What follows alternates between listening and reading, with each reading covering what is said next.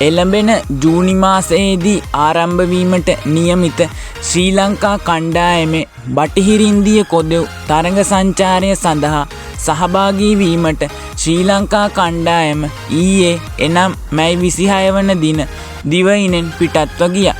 තරඟාවලිය සඳහා එක් දින තරඟ 3ක් 20 තරඟ 3ක් හා ටෙස්ට් තරඟ 2ක් ඇතුළත්ය. මෙම තරඟාවලිය සඳහා එක් දින හා 20 සංචිතයේ නායකයා ලෙස කටයුතු කරන්නේ කුසල් මෙන්ඩිස් වන අතර ටෙස්ට් සංචිතයේ නායකයා ලෙස කටයුතු කරන්නේ ධනංජය ද සිල්වා විසින්. එක් දින 20 හා ටෙස්ට් සංචිතයේ උපනායකයා ලෙස කටයුතු කරන්නේ කමිලු මෙන්ඩිස් විසින්.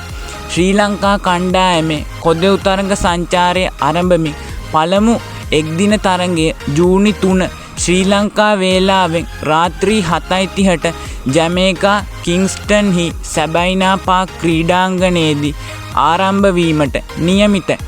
මෙම ශ්‍රී ලංකා කණ්ඩායමේ කොදෙව් තරඟ සංචාරය ඔබට නැරඹීමට TV සුප්‍රීම් නිල දේශීය විකාශන අයිතිය හිමි කරගෙන තිබෙනවා.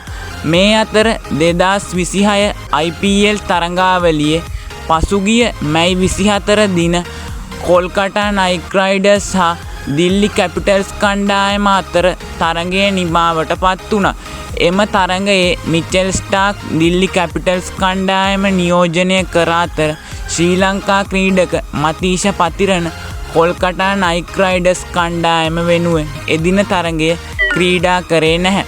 මෙම තරඟය නිමාවීමෙන් අනතුරුව මිචෙල් ස්ටාක් දිල්ලි කැපිටල්ස් කණ්ඩායම නියෝජනය කළ ඔහු පැළඳ සිටි ජර්සිය මතීෂ පතිරණට පරිත්‍යාග කළා. එම ජර්සියේ මිචෙල් ස්ටාක් මෙලෙස ලියා තිබීමත් විශේෂත්වය. මතීෂ සුබ පැතුම්. ඔබේ පන්දු යැවීම හොඳින් හා වේගවත්ව යැවීමට වගේම බලාපොරොත්තු වන අතර ඔබේ වෘත්තීමය ක්‍රීඩා ජීවිතයට සුබ පතනවා ලෙස මිචෙල් ස්ටාක් එම ජර්සියේ ලියා තිබුණා. ඉතින් මෙවැනි තවත් ක්‍රීඩා තොරතුරු නැරඹීමට දිනුවා ස්පෝර්ට්ස් YouTube චැනලය සබ්ස්ක්‍රයිබ් කර අදම එකතු වෙන්න.